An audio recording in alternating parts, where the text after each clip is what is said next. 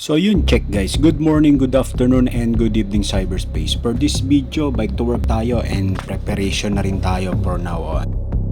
So yun na nga guys, nakapag-ride out na nga tayo at sana maging maayos tayo makarating sa ating pupuntahan. Doon nga pala tayo pupunta sa kondo ko. Sara, samahan nyo ko palagi.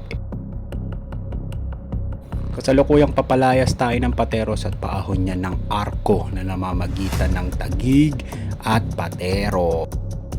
At yun na nga, Pembo na tayo. Actually, nakalagpas na tayo niyan dun sa intersection ng Pembo.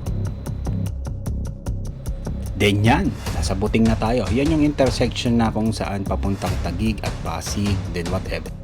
At yan, medyo madilim dyan. Yan yung MMDA, yung papaakyat. Usually, yan naman talagang tinatakbuhan ng mga routine, lalo ng mga rider. Matapos umahon, sabay lumusong tayo. Nasa 21 Street na tayo. At yun na nga, nasa Yumak na tayo niyan. Then, sana patuloy kayong mag-enjoy sa mga video na ilalabas ko. Ride safe natin lahat.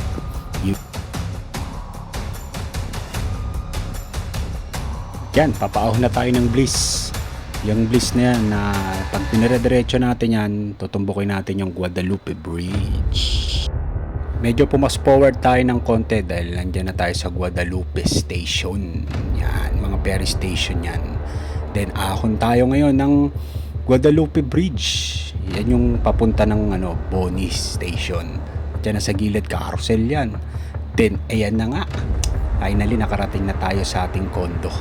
Kondo na kung saan ipapark natin ang bike natin. And sana palagi tayong mag-enjoy sa video yung ilalabas ko. Follow for more.